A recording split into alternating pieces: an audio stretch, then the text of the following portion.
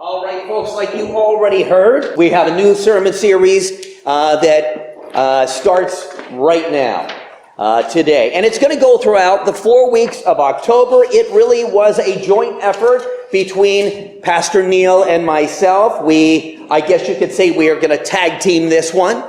I'm going to start it out with the first two of this month, and then Neil is going to follow up and finish it with the last two. And I promise there are good in this tag team match, as even when you enter the ring, we're not going to do any body slams or anything like that. I promise I'm too old for that. But we will be wrestling. We're going to be wrestling with 4 parables that we find in the Gospels. And considering the challenge of the very first lesson that we're going to find in this one as I present this and we ponder it together, I believe I've chosen my words correctly to look at this as a wrestling match, because it's going to be one that will be waged between our natural instinct to self-preservation and to be true to the call that God gives each one of his children to live a life of complete submission before him and to trust in him and not ourselves. That's a tough one, isn't it? I mean, I could probably just put this aside and we could talk about that for the remainder of our time here together. Because to trust in God means giving up. It's kind of like placing all of your eggs in one basket and saying, okay, God, I give it all to you. And if I live because of you. And if I die, well, I'm in your hands.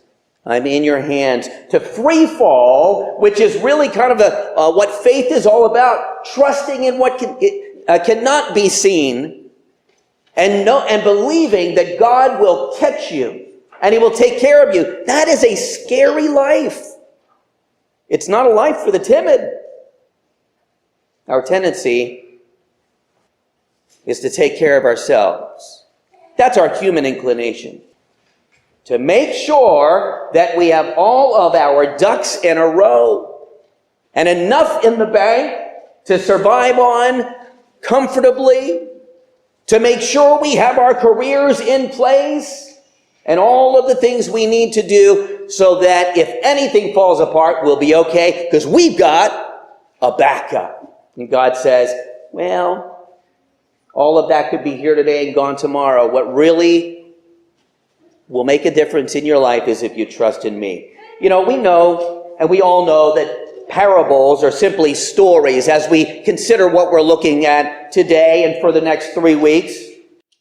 They're stories that impart a spiritual truth. In other words, they were used by Jesus as a teaching tool. He would take his students from something they could understand and relate to, like fishing or sheep herding or, well, any other number of things that they would have done back then. And then he would take them to something they didn't quite understand on a spiritual level by making the connection. Teaching something that they didn't know to them about the kingdom of God. You know, in the Greek, the word parable is made up of 2 words. It is, well, para, which means beside, and balo, which means to cast or to throw. So a parable is literally something cast alongside something else. And when you think of Jesus' parables, he was casting stories alongside of truths that would help to illustrate an even greater truth. So as we begin and we think about parables for the next 4 weeks, let's understand them like this. They are earthly stories with a heavenly meaning. All right? Now, with that said, let's dive into this first sermon in the series that I titled Fair is Fair. But first, a word from our sponsors. Or maybe just a story that I'd like to share. You see, there was this young boy some time ago who decided that he wanted to join a Catholic monastery and become a monk. And one of his first obligations was to take a vow of silence. I don't know about you, but that would be tough for me. He couldn't speak a single word as long as he was there, except for on one occasion each year. And that was at the time where he sat down in front of the priests and they did an evaluation of his year. And then he could only say 2 words. 2 words a year. Well, he made it through the first year with little trouble, and when it came time to sit down before the priests, they asked him if there was anything that he would like to say, and so he thought for a moment and really kind of wanted to choose his words correctly, because when you only have 2, well, if you start to say something else, then you never get to speak at all what's on your mind. And so he thought about it and said, bed hard. After that, he returned to his daily meditations and another year of silence. And again, he found himself in front of the priests at his evaluation with another opportunity to say 2 more words. And so he thought about that and he said, food cold.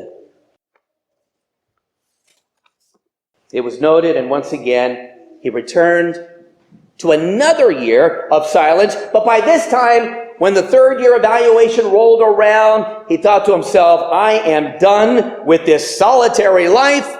I don't want it anymore, and I know exactly what I'm going to say on my last opportunity to speak my 2 words. And so when that time came, he simply said, I quit. And with that, the priests responded, it's no surprise. Because ever since you have been here, all you've done is complain, complain, complain. All right, I got a little chuckle. Boy, did that.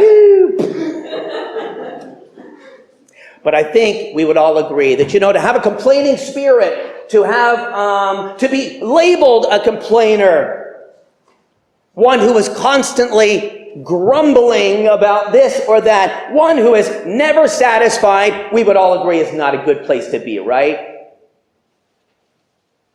Especially as it pertains to the Christian. For Paul writes in Philippians 2, verse 14, that we are to, what? Do everything without complaining or arguing.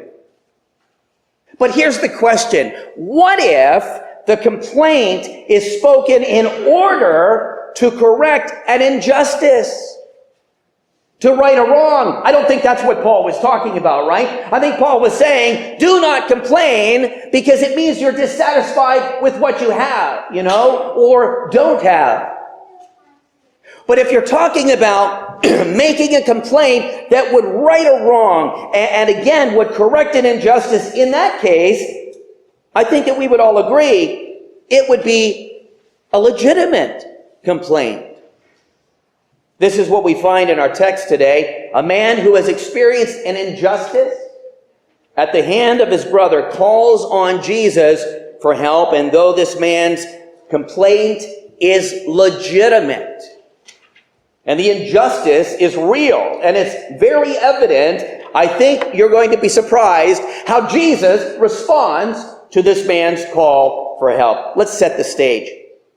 Luke chapter 12, before we get to the place, verses 13 to 21, from the beginning, verse 1, up to that point, Jesus is speaking to thousands of people who have gathered there to hear him, to learn from him as he taught and as he preached.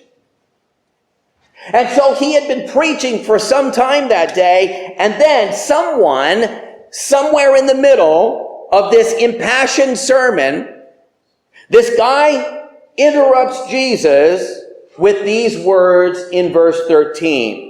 And you have it, by the way, printed in your bulletin if you want to follow along, or you can open up your Bible to Luke chapter 12. In verse 13, this man blurts out, "Teacher, tell my brother to divide the inheritance with me." Now, right off the bat, we could already surmise a couple truths. Number one, apparently this man's father had died, or there would be no inheritance that they would be squabbling over.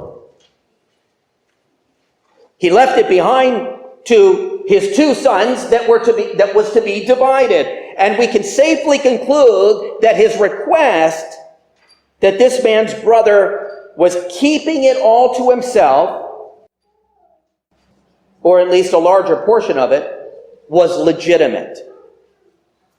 And though his timing to consult Jesus in this matter appears to be ill-timed, it wasn't at all odd for him to bring it to Jesus, because Jesus was considered a rabbi, and rabbis often were called in to resolve domestic disputes, like this one.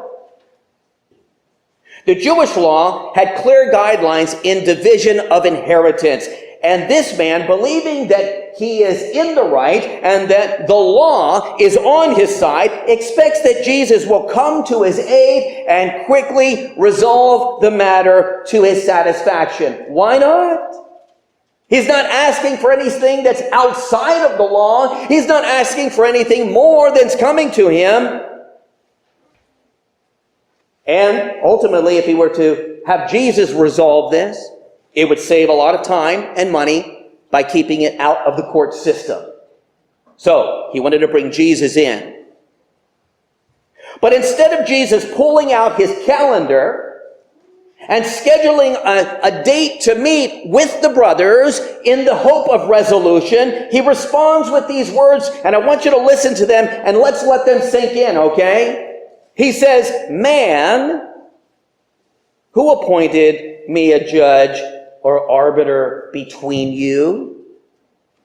Then he said, and by the way, he says this to everyone in the crowd, "Watch out. Be on your guard against all kinds of greed.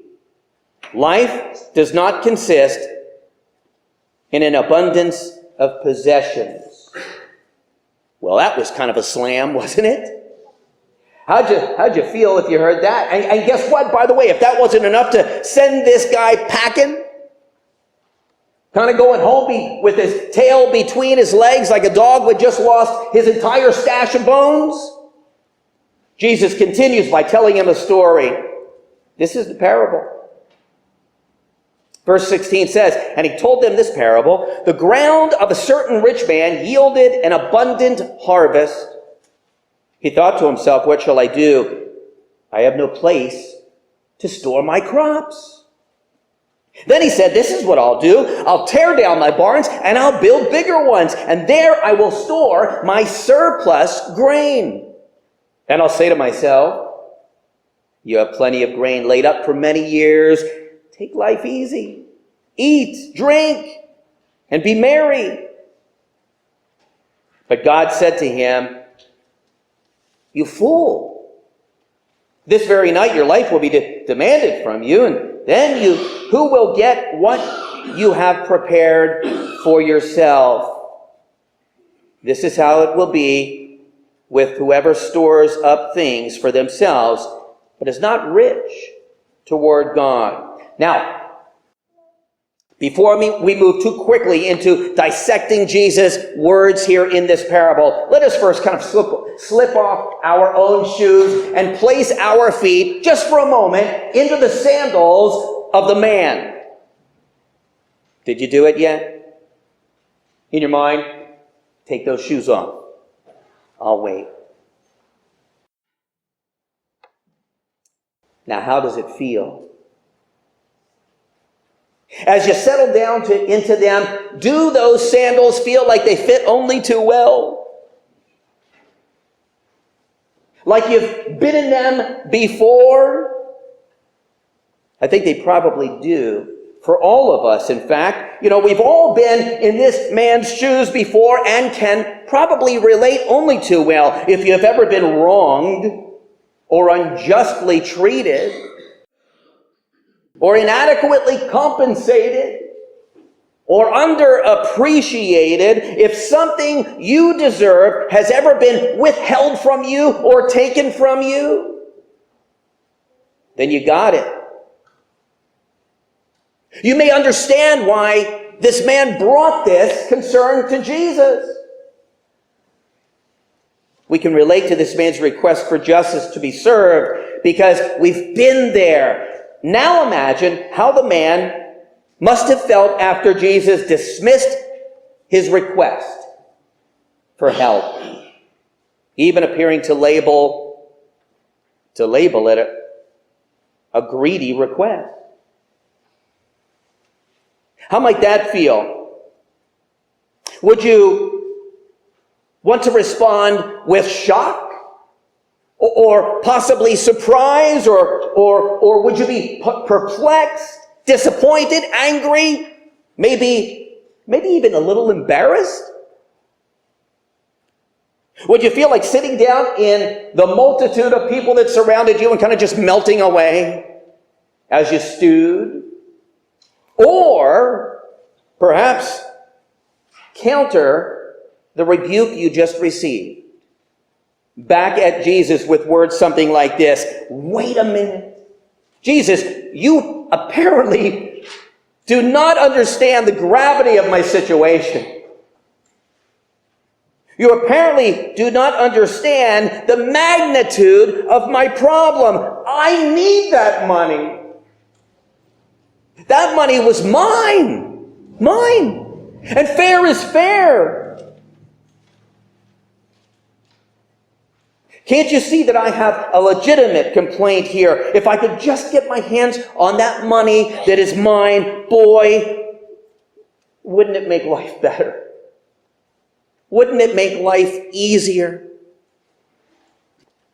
But my brother has stolen that opportunity right from me, and I had the opportunity. It was in my grasp, and then it was taken from me. I've got a real situation here. I'm not asking for anything more.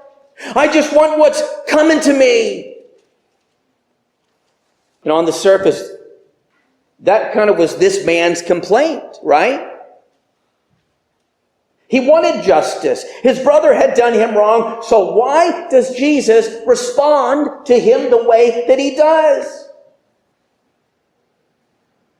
Because Jesus can see into the heart of the matter.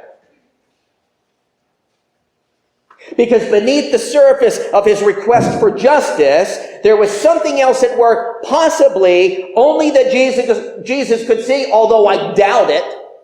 Because if you've ever seen anyone that is obsessing about something, it becomes quite evident to everybody else in the room. I think everyone else could see it too. This need for money, what he did not have, what he felt he should have, had consumed this man's entire life and was controlling him to the point of obsession. I've got to have that money. And Jesus, seeing the destructive nature of greed playing out in this man's life, felt it necessary to handle it in a very forward manner. Let me stop there for a second and clarify something, and I'll probably say it again, just to make sure we got this clear. Nothing wrong with wealth. There's nothing wrong with having dreams and putting money aside. It's biblical. But Jesus says elsewhere, you can only love one thing. You either love money, the things of this world, then you can't love God with all your heart, soul, mind, and strength. Or you can love God, and then he will take care of you. There was nothing wrong with the fact that this man had something coming to him that he didn't get, and it was an issue, it was a concern. But Jesus saw beneath that and saw something much more pressing to deal with. Because if he simply helped him get his money, he would not help save his soul. This man was spiraling out of control. And so he tells him, and everyone who will listen in that crowd, about a story about a man who had a bumper crop. He got so much that year, he didn't know what to do with it, more than he ever expected, and he was unprepared. Completely taken by surprise, he didn't know what he was going to do. His barns could not contain the amount of harvest that he got. And he had a choice to make. He could let it sit and rot away and do nothing about it, but what would that gain? He could give some of it away to help others around him that were in need, in a sense giving it back to God, like I talked to the kids about today, and honor God with it. Or, you know what, he could just kind of stuff it in a bigger barn. Rip down the one that he had, build a new one, a bigger one, stuff it in there, and live high on the hog. On that big fat bank account. And he could live off of it for years. We know that because he said, I could just sit back, I don't have to do anything, and I can eat, drink, and be merry. What's wrong with that? On one side, there's nothing wrong with enjoying the blessings God gives, but it's what you do with them and how you begin to look at them that matters. Because this man said, you know, I've got so much, I'm good, I don't need anyone else. And by the way, that story meant he didn't need God either. He didn't need to turn to God for anything because he had everything, and he trusted in himself, and he was going to keep it all to himself so that he didn't have to worry. Self-preservation. And to this man's shame, that's what he chose. The latter idea. And he built the bigger barn, and he kept it all. And he didn't realize he was going to die that very night. So what did he gain at all? Placing that harvest before his trust in God and his care for others, it took its place on the throne of his heart as the true God. While there's nothing wrong with wealth, I'm saying it again, it's all a blessing from God, and you should thank him for what he has entrusted to you. There is something eternally destructive, however, about greed. Because greed can never be satisfied. It's true. Have you ever seen a greedy person and you ask them, do they have enough yet? And they seem to have more than anyone could need for 1,000,000 years. What do they say? Well, I just need a little bit more. That's what greed does. It never is satisfied. And it will take everything from you when you submit to it. It'll take away your relationships with your family because all you're worried about is working. It'll take away your relationship with God. It'll cause you to have a very solitary life, like that young boy who wanted to be a monk. You won't have anyone to talk to. It'll be a life of silent heartache. This man's desire for money, the money that his brother was keeping from him, was all-consuming. It was all he could think about, and it was robbing him of his peace and his joy and his devotion to God and his reliance on God. The first clue to this fact is evidence in the timing of the man's request. Right in the middle of Jesus preaching, he interrupts him because it's all he's got in his mind, and it's all he wants to think about. He didn't even wait till the crowds dispersed and say, Jesus, I need your help in something. Let's talk one-on-one. He couldn't hold off. It's all he could think about. Secondly, due to this man's strong obsession over his inheritance, he didn't even hear a word that Jesus was preaching. Because, by the way, and we'll look at that for a second in a nutshell, I'll encapsulate it. The first 12 verses, if he was listening to what Jesus was saying, he may very well have not even asked for help in this matter in the way he did. Because what Jesus was preaching at the time was this: don't worry. Don't worry about what others will do to you in this world. Don't worry about how they will take advantage of you. Or don't worry about how they might treat you, even if they take everything from you. In fact, even your very life. Because God, who knows what you need, promises to take care of you.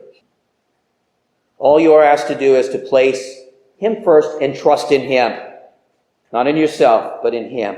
But when one becomes consumed, as this man did, with what he didn't have, and what he thought he ought to have, instead of simply being thankful for what he had and trusting God for the rest, Something happened inside his heart, and it wasn't pretty. And all of his joy and peace and satisfaction that would come from trusting God is now replaced with bitterness and anger and resentment as he dwells on his misfortune. So let us not find ourselves there, folks. You know, we don't know what's going to go on in this world tomorrow. The best we can do is trust God and turn to him and give him our very best today. And he says, if you do that, if you make me first in your life, not money, not education, not anything, but make me first, then you will have all you need, because I will take care of you. Let's think about that today.